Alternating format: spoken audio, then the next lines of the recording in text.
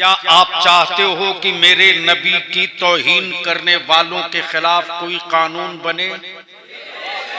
जोर से बोलकर बताओ, बनना चाहिए कि नहीं बनना चाहिए? जोर से बोलो, बनना चाहिए कि नहीं? इस कानून को बनाने के लिए अगर जेल चलना पड़ेगा तो चलोगे? अगर जेल जाना पड़ेगा तो चलोगे?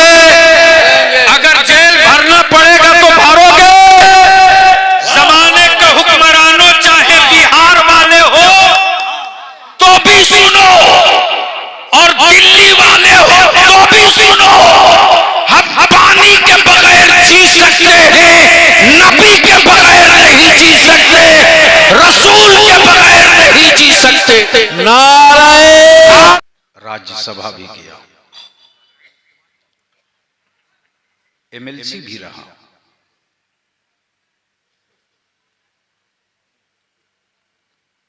मौलाना कुतुबुद्दीन साहब भी जानते, डॉक्टर अमजद रजा भी जानते,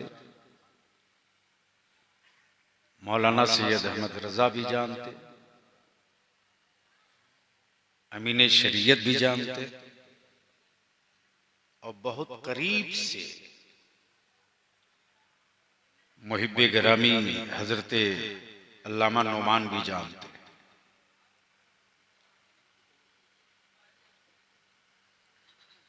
इतना कुछ होने के बाद भी बलियावी आपका दो चीज से समझौता नहीं किया, न अपने मसलक से सियासत में समझौता किया, और न अपनी मिल्लत के मफाद से कभी समझौता किया।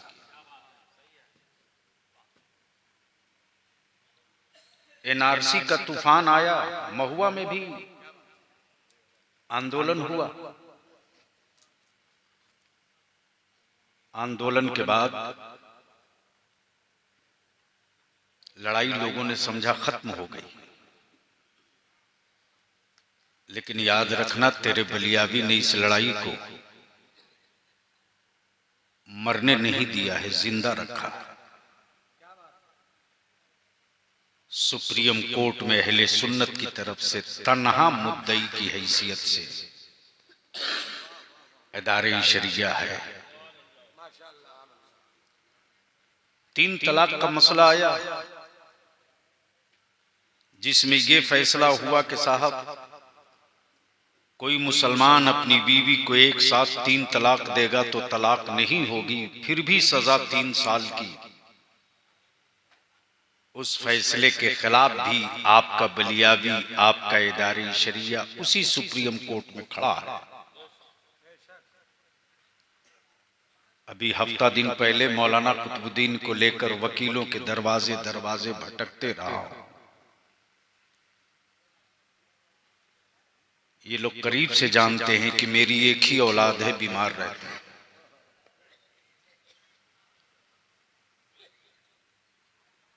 मैं भी चाहता तो कई एक शहरों में मेरे मकान फ्लैट हो गए होते, लेकिन लोगों ने एमपी रहते हुए भी किराए के घर में बलियावी को देखा है। एमएलसी की हैसियत से भी बलियावी को लोगों ने किराए के घर में देखा है।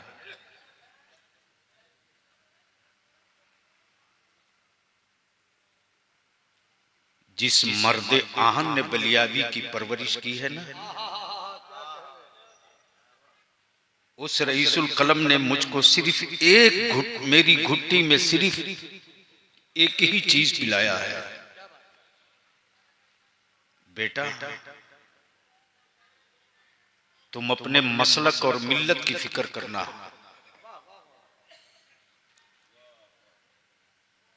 तुम अपनी जमात और अपनी मिल्लत की फिक्र करना। सब तेरी फिक्र में पागल रहेंगे।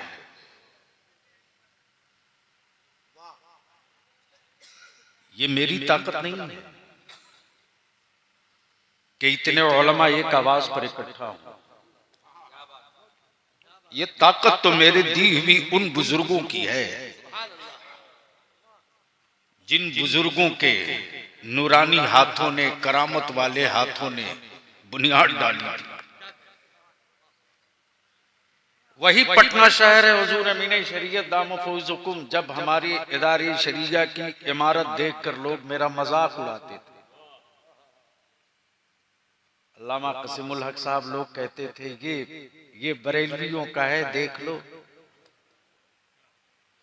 लेकिन एमपी बनने के बाद तेरे बलियाबी ने अपना घर तो नहीं बनाया, लेकिन 12 कट्ठा जमीन खरीद कर अहले सुन्नत का एक किला इदारे शरीया बहुत खड़ा किया। सुभान अल्लाह। दुनिया में सौदा क्या करना है मौलाना नुमान साहब? सौदा तो हो चुका है गुंबदे खजरा वाले से। बस हम तो जी रहे हैं इसलिए कि मदीने की सरकार इस सौदे को कबूल कर ले, और कुछ नहीं चाहिए, और कुछ नहीं चाहिए। इतनी गुफ्तगू के बाद, इतनी तकरीर के बाद अब आखिरी वक्त है। हमको वैशाली और महुआ से 50 नौजवान चाहिए कुंवारे, इस तहरीक का हिस्सा बनाने के लिए।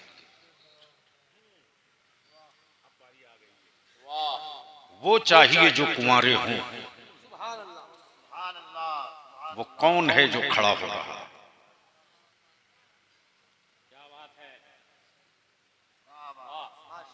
इतनी मेहनत का अब नतीजा देखना चाहते हैं। 2 पहले समझा दीजिए। कुंवारे बच्चे चाहिए। क्यों? 3 4 6 8 10 जो कुंवारे हैं वो चाहिए। सब शादीशुदा, जिनकी शादी नहीं हुई है वो नौजवान हमें चाहिए।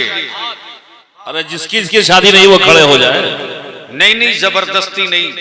जो इस तहरीक का हिस्सा बनेंगे वो खड़ा हो। जो कुंवारे खड़े हुए हैं वो जरा हाथ उठा लें। दाएं बाएं देख लीजिए, और कोई कुंवारा है जो इस तहरीक का, इस मिशन का हिस्सा बनना चाहता है? अरे वो तुम जबरदस्ती नहीं। जिस लड़के की शादी नहीं हुई है उसकी जरूरत है। तवज्जो चाहूंगा अहले इल्म की, अहले स्टेज की तवज्जो चाहूंगा। अब देखिए नतीजा। जो कुंवारे हैं उनकी जरूरत है। नारे तकबीर, नारे रिसालत, नौजवानाने महुआ।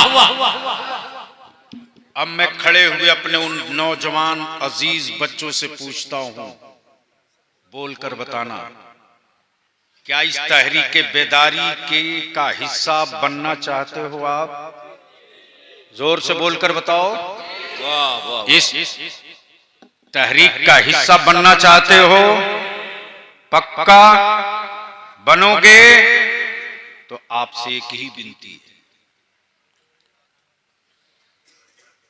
कि आज अहद करो, अगर आपका वालिद आपको 3 लाख 5 लाख और एक मोटरसाइकिल पर बेचना चाहे तो बाप का पैर पकड़ लेना।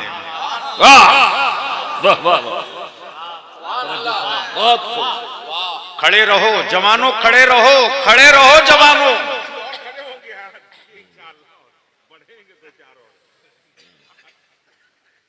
बैठ गए, बैठ गए, खड़े हैं। वो जो गेट पर खड़े हैं वो भी इसी में हैं। वो इलेक्शन में आगे आ जाओ, आगे आ जाओ। जो खड़े हो गए हो आगे आ जाओ। जो इस तहरीक का हिस्सा बनोगे आगे आ जाओ, आ जाओ आगे। आज हुसैन के गुलामों का पहला इम्तिहान महुआ से शुरू है। बताएंगे हम अपनी बेटियों के इज्जतों के कातिलों को। अब हम वो नहीं रहे जो तेरे छुछुंदर की आवाज से हम दब जाएंगे। हम अपनी बेटियों की आबरू बचाने के लिए अपने जवानों को तैयार। वाह वाह वाह वाह। ये देखिए मौलाना, ये देखिए, ये देखिए, ये देखिए।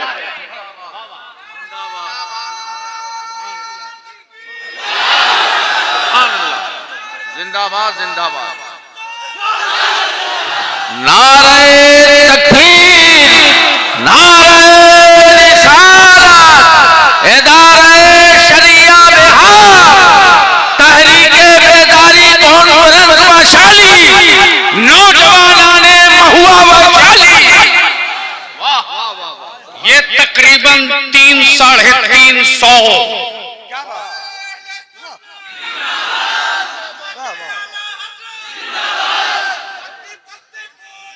मरकजी इदारा 350 से ज्यादा मेरे रसूल के गुलामों ने, जो बच्चे मेरे कुंवारे हैं, आज आहत कर रहे हैं कि मेरी कीमत मेरा ससुर नहीं लगा सकता है, मेरी बोली मेरा साला नहीं लगा सकता है। बगैर किसी जहेज, बगैर किसी डिमांड, बगैर किसी मुतालबे के ऐलान करके बता दो कि हम अपना निकाह मस्जिद में करके जमाने को बताने वाले हैं। वाह! नारे तकबीर, नारे तकबीर, तहरीके बेदारी कॉन्फ्रेंस। तो बात पक्की है, बिकोगे या टिकोगे? बिकोगे के टिकोगे? बिकोगे के टिकोगे? याद रखना, अगर यहां तुम टिक गए तो किसी बड़े पेट वाले की औकात नहीं है जो हमको गिरा सकता हो। और अभी अल्लामा नुमान साहब ने जो अर्ज किया, जो गुफ्तगू फरमाई, अब इसी के साथ एक आखिरी बात, क्या आप चाहते हो कि मेरे नबी की तौहीन करने वालों के खिलाफ कोई कानून बने? जोर से बोलकर बताओ, बनना चाहिए कि नहीं बनना चाहिए? जोर से बोलो, बनना चाहिए कि नहीं? इस कानून को बनाने के लिए अगर जेल चलना पड़ेगा तो चलोगे? अगर जेल जाना पड़ेगा तो चलोगे? अगर जेल भरना पड़ेगा तो भरोगे? जमाने के हुक्मरानों, चाहे बिहार वाले हो तो भी सुनो, और दिल्ली वाले हो तो भी सुनो, हम पानी के बगैर जी सकते हैं, नबी के बगैर नहीं जी सकते, रसूल के बगैर नहीं जी सकते। नारे तकबीर, नारे रिसालत, गाज़ी मिल्लत अल्लामा गुलाम रसूल बलियानी, इदारा शरइया, तहरीके बेदारी कॉन्फ्रेंस, उलमाए अहले सुन्नत, अवामे अहले सुन्नत। लड़ाई की आज शुरुआत हुई है और आज मैं पूरी जिम्मेदारी के साथ कह रहा हूं, तेरे बलियाबी को एमपी एमएलए बनने का कोई शौक नहीं है, कोई शौक नहीं। अब एक ही जुनून है कि मेरी जमात में कुछ लोग पैदा हो जाएं, चाहे उलमा में से हो या आवाम में से। जब हम 70% अहले सुन्नत के लोग हो करके अब बहुत सारा कचड़ा कांधे पर नहीं उठाएंगे, अपना विकलांग ही बेटा से ही उसको कांधे पर लेकर घूमेंगे। आज मेरे बच्चों के, मेरे मकान और मेरे बच्चों को लोगों ने लवारिस समझ लिया। सेकुलर कहलाने वाले भी कान खोल के सुन ले, और महागठबंधनों की लठबंधन ये भी सुन ले। दो कानून तो बनाना ही पड़ेगा। पहला कानून ये कि जो नबी की तौहीन करे उसके खिलाफ देशद्रोह का कानून हो, और जो बगैर सबूत के मेरे बच्चों को आतंकवादी कहे उसके खिलाफ भी एक ऐसा कानून हो कि दोबारा मेरे बच्चों को दहशतगर्द कहने की हिम्मत न जुटा सके।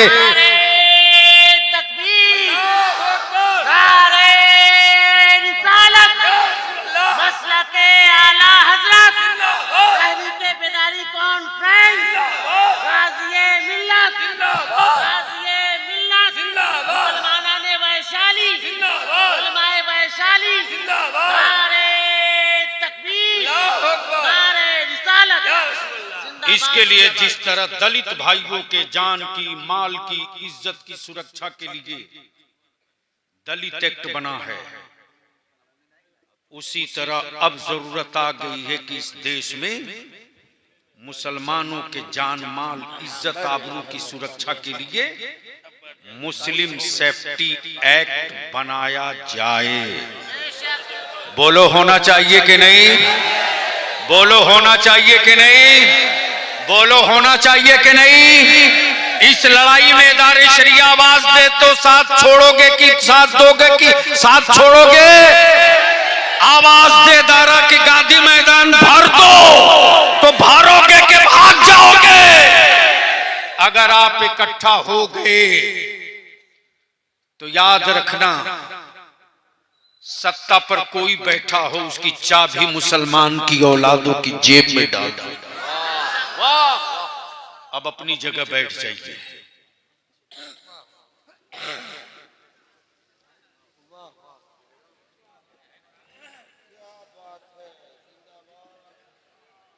अपनी जगह बैठ जाइए, जाइएगा नहीं। अभी हुजूर अमीन शरीयत कुछ कहेंगे, उसी के लिए तो बैठा। जल्दी बैठ जा बाबू, जल्दी बैठ जा। अब एक शुक्रिया तो मैं अदा कर लूं ना। मैं अपने काजी शरीयत और शाही जामा मस्जिद महुआ के मुंतजमा का, इमाम का, पूरे महुआ के नौजवानों का, पूरे वैशाली के हर गांव मस्जिद के उलमा का, अइम्मा का, नौजवानों का और अपनी कौम के उन तमाम जिम्मेदारों का इदारे शरिया के खादिम की हैसियत से और इस कारवां में चल रहे अपना कीमती वक्त प्रोग्राम छोड़कर, नजराना छोड़कर, दिलबर शाही साहब हो, हबीबुल्लाह फैजी साहब हो, अलहाज दिलकश राचवी हो, अल्लामा नुमान अख्तर हो, हुजूर अमीन शरीयत हो,